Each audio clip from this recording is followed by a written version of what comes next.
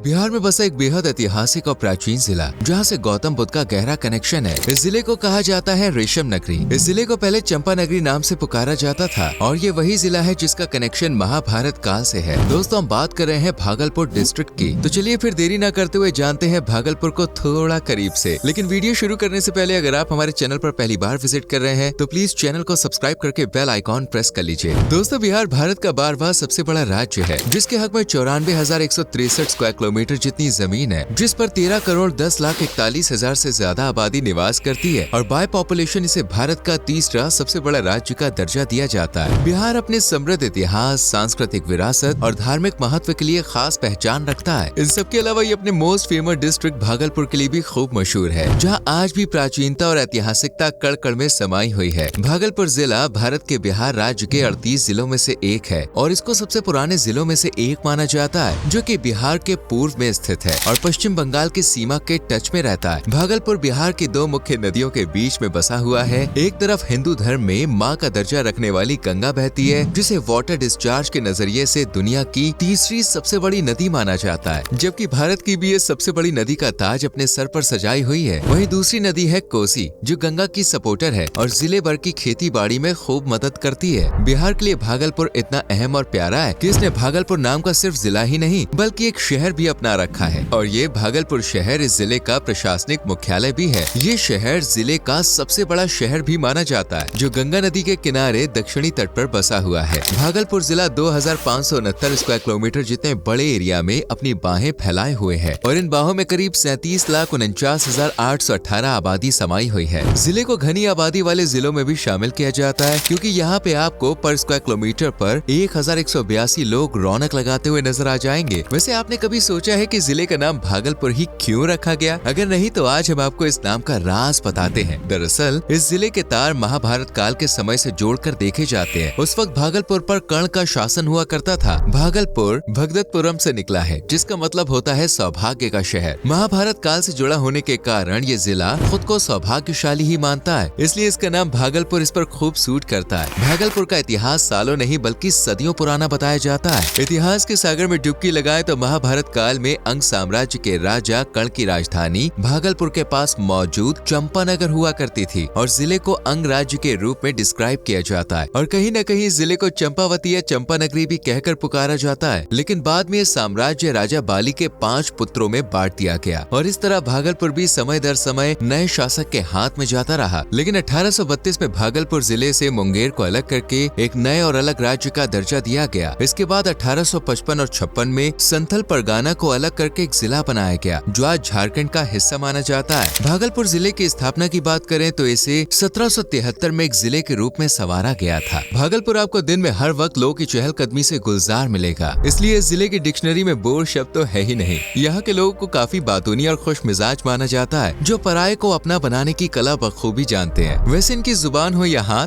दोनों में ही जादू है। फिर बात चाहे लजीज खाना बनाने की हो या कारोबार में हाथ बटाने की, जिले की अर्थव्यवस्था को बढ़ाने की जिम्मेदारी सिल्क ने संभाल रखी है। यहाँ सिल्क यानी कि रेशम बनाने का काम बड़े लेवल पर किया जाता है, इसलिए भागलपुर जिले को प्यार से रेशम नगरी यानी सिल्क सिटी भी कहा जाता है। यहाँ की रेशम बहुत अच्छी क्वालिटी की होती है, तभी तो पूरे भारत भर में इसकी डिमांड है और इस डिमांड को पूरा करते हैं भागलपुर वासी, जो दिन रात मेहनत कर रेशम का प्रोडक्शन ज्यादा से ज्यादा करने की चाह रखते हैं और इस रेशम से एक देखने दिखाने लायक साड़ियाँ तैयार की जाती है। यहाँ तरस की साड़ी का प्रोडक्शन भी अच्छी खासी मात्रा में होता है, जो लोगों के रोजगार का एक जरिया है। इसके अलावा यहाँ लोग खेती बाड़ी करके भी अपना घर का खर्च चलाते हैं। भागलपुर जिले की इनकम बढ़ाने में तो कुदरत का भी हाथ है। दरअसल भागलपुर गंगा का मैदानी हिस्सा होने के कारण यहाँ की मिट्टी बहुत ही उपजाऊ है, इसलिए किसानों की मेहनत सफल हो जाती है और फसल खूब अच्छी उगती है। यहाँ की मुख्य फसलों की बात करें तो जिले में राइस, वीट, मेज, बर्ली और ऑयल सीड्स ज्यादा उगाया जाता है। इसके अलावा यहाँ फूड प्रोसेसिंग, जनरल फैब्रिकेशन और सर्विस सेंटर भी लोगों को कमाने का मौका देते हैं। काम चाहे छोटा हो या बड़ा, भागलपुर वासी उसे पूरी शिद्दत और ईमानदारी से पूरा करके दिखाते हैं और कुछ इस तरह का जुनून अब युवाओं में पढ़ाई के प्रति भी देखने को मिल रहा है। आज यहाँ का लिटरेसी रेट 63.14% तक पहुँच गया है। नो डाउट ये थोड़ा एवरेज है, लेकिन अब युवा पढ़ाई के लिए काफी सीरियस होते जा रहे हैं और इनमें मेल्स का नंबर ज्यादा नजर आता है। यहाँ पर मेल का लिटरेसी रेट 71.07% है, जबकि फीमेल का 54.26% और दोनों के बीच का ये गैप बहुत ज्यादा है। इसी तरह का फासला कुछ सेक्स रेशियो में भी महसूस किया जा सकता है। आज यहाँ पर 1000 मेल्स पर सिर्फ 880 महिलाएं हैं और और कहीं ना कहीं इसकी वजह जेंडर का भेदभाव है। आज भी जिले में महिलाओं को पुरुषों से कम आंका जाता है, लेकिन नई युवा पीढ़ी अब इस रूढ़िवादी सोच को पीछे छोड़कर आगे बढ़ती जा रही है और अब घर के लड़कों को ही नहीं, लड़कियों को भी तालीम के लिए स्कूल कॉलेजेस भेजा जा रहा है। भागलपुर जिले में कई अच्छे और बड़े शिक्षा के मंदिर बने हुए हैं, जिनमें TNB college, Marwari college, TNB law college, government polytechnic college, Bihar agriculture university शामिल है, जहाँ से हर साल अनेकों बच्चे पढ़कर निकलते हैं। वैसे अगर आप चाहें तो एंशिएंट विक्रमशिला यूनिवर्सिटी के खंडहर भी देखने जा सकते हैं, जो भागलपुर से 38 किलोमीटर पूर्व में स्थित है। यहाँ बौद्ध शिक्षा का खूब प्रचार प्रसार होता था और अनेकों लोग इस शिक्षा का प्रसाद लेने आते थे, इसलिए ये बौद्ध धर्म की शिक्षा का मध्य युगीन केंद्र हुआ करता था। इस यूनिवर्सिटी को 8 शताब्दी के अंत में बंगाल के राजा धर्मापाला ने बनवाया था, जो आज खंडहर में तब्दील हो चुका है, पर देखने लायक है। अगर आप इतिहास को जानने में दिलचस्पी रखते हैं तो ये जिला आपके लिए एकदम बेस्ट है, क्योंकि यहाँ पर हर एक मॉन्यूमेंट से लेकर भाषा तक में ऐतिहासिकता नजर आती है। जी हाँ, यहाँ की मुख्य भाषा है अंगिका, जिसे भागलपुरी के नाम से भी जाना जाता है। इस भाषा को दुनिया की सबसे पुरानी भाषाओं में से एक माना जाता है। अंगिका को भारत में करीब 30 मिलियन लोग बोलते हैं और सिर्फ भारत में ही नहीं बल्कि पूरी दुनिया में ये भाषा करीब 50 मिलियन लोगों की जुबान है। अगर आपको ये भाषा नहीं आती है तो बॉस फिक्र नॉट, क्योंकि जिले के लोग हिंदी, भोजपुरी, उर्दू, बंगाली और थोड़ी थोड़ी अंग्रेजी भी बोलना जानते हैं, इसलिए आपको कोई प्रॉब्लम नहीं होगी। भागलपुर जिले को एक खुशहाल त्योहारों की रौनक से सजा और लोगों के खुशहाल मिजाज का प्रतीक माना जाता है और यहाँ असली रौनक लगती है त्योहारों पर, वो भी अगर बिहुला का समय हो तो बस बात ही अलग होती है, क्योंकि बिहुला त्योहार बिहार के भागलपुर जिले में बड़ी ही धूमधाम से मनाया जाता है। इस दौरान लोग अपने परिवार की सुरक्षा के लिए देवी मनसा की प्रार्थना करते हैं, पूजा पाठ करते हैं। शानदार मंजूषा कला का जश्न मनाया जाता है और इसे देखने का मौका मिलता है अगस्त के महीने में। जिले में आप हिंदू, मुस्लिम, जैन, बौद्ध सभी धर्मों के त्योहारों का मजा उठा सकते हैं, क्योंकि ये हर धर्म से जुड़ा हुआ है। यहाँ बुद्धा जयंती भी खूब अच्छे से मनाई जाती है। इसी तरह पूरे राज्य के लिए राजगीर महोत्सव भी बहुत महत्वपूर्ण है। बिहार के पर्यटन विभाग द्वारा हर साल राजगीर महोत्सव का आयोजन किया जाता है। दिसंबर जनवरी के दौरान मनाया जाने वाला ये महोत्सव दुनिया भर से सैलानियों को अपनी तरफ अट्रैक्ट करता है और बिहार के इनकम में इजाफा करवाता है। बिहार में कई ऐसे त्योहार हैं जो लोगों को एक साथ लाने का काम करते हैं, जैसे पितृपक्ष मेला। ये मेला हर साल सितंबर और अक्टूबर के महीने में लगता है। इस मेले में भारत के कोने कोने से लाखों श्रद्धालु आते हैं ताकि वो अपने परिवार के पूर्वजों के लिए पिंड दान और अन्य धार्मिक क्रियाएं कर सकें। वैसे अगर आप भागलपुर के राज्य बिहार में एंटर कर ही रहे हैं तो बिहार में लगने वाले एशिया के सबसे बड़े पशु मेले को देखना बिल्कुल मत भूलिएगा, जो कि बिहार के सोनपुर शहर में लगता है और इसका नाम है सोनपुर मेला। इस मेले में देश भर से ऊंट, भेड़ जैसे कई पशु जानवरों को खरीदने और बेचने के लिए लाया जाता है और साथ ही यहाँ जादू के शोज, लोक नृत्य और हैंडीक्राफ्ट्स और हैंडलूम स्टॉल्स भी सजते हैं, जहाँ से आप मनचाहा बिहार का यादगार सामान घर लेकर जा सकते हैं। बिहार हो या इसका कोई अहम हिस्सा, ये पूरा स्टेट बेजुबान जानवरों, पक्षियों से बड़ा प्यार करता है। इसलिए यहाँ न सिर्फ जानवरों के नाम से मेले लगते हैं बल्कि उनके लिए खास त्योहार भी रखे जाते हैं, जिनमें से एक है सामा चाकेवा। जब सर्दियों के सर्द मौसम में पक्षी हिमालय से मैदानी इलाकों की ओर पलायन करते हैं, तब सामा चाकेवा का उत्सव पूरे राज्य में रौनक लगाने चला आता है। इस दौरान लड़कियां पक्षियों की रंग बिरंगी मूर्ति बनाती हैं और उन्हें पारंपरिक तरीके से सजाती हैं। इन त्योहारों के दौरान पूरे बिहार में जगह जगह से स्वादिष्ट पकवानों की खुशबू फूटती रहती है, जो लोगों को अपनी तरफ बुलाने का काम करती है। जिले के साथ साथ पूरे बिहार की मोस्ट फेमस डिश है लिट्टी चोखा, जिसे भुने हुए गेहूं के गोलों में मसालेदार बेसन और मसली हुई सब्जियों जैसे बैगन और आलू भरकर बनाया जाता है और फिर जो मुंह में स्वाद का धमाका होता है ना, वो तो बस यार दिल गार्डन गार्डन कर देता है। वैसे आपका दिल तो भाई सत्तू का पराठा खाकर भी खुश हो जाएगा, जिसे यहाँ के लोग नाश्ते में लेना पसंद करते हैं। इसके अलावा दाल पिठा, मुगल बिरयानी जैसी तमाम डिशेस भी खाने नहीं बल्कि मैं तो कहूँगा बार बार खाने के लायक है, इसलिए इन्हें भूल कर भी मत भूलिएगा। वैसे भूलनी तो आपको यहाँ की फेमस जगहें भी नहीं चाहिए, जिनमें सबसे पहला है अजगई विनायक टेम्पल, जिसे इतिहास और आध्यात्मिकता दोनों का संगम माना जाता है। ये भगवान शिव को समर्पित एक पूजनीय स्थल है और पता है सबसे खास बात क्या है, ये उन जगहों में से एक है जहाँ भगवान शिव स्वयंभू के रूप में विराजमान है। इसके अलावा आप दास ड्रिफ्टवुड म्यूजियम एंड पार्क भी देखने को जा सकते हैं। यहाँ पे आपको एक से एक अद्भुत, शानदार और दिमाग हिला देने वाली मूर्तियाँ और अद्भुत कलाकृतियाँ देखने को मिलेंगी और हर एक कलाकृति में अपनी एक अनोखी कहानी छुपी हुई है। वैसे अगर आप नेचर लवर हैं तो आपके लिए परफेक्ट है मंदार हिल, जहाँ आप ट्रैकिंग कर सकते हैं। 700 फीट की ऊंचाई रखने वाली ये मंदार हिल अपने प्राचीन इतिहास के लिए भी जानी जाती है। ऐसा माना जाता है कि इस पहाड़ी का इस्तेमाल देवताओं ने समुद्र मंथन और अमृत प्राप्त करने के लिए किया था, जबकि एडवेंचर के लिए भी ये बढ़िया है। इसके अलावा Ravindra Bhavan, Bhagalpur museum, Vikramshila Gangetic dolphin century जैसी तमाम जगह घूमकर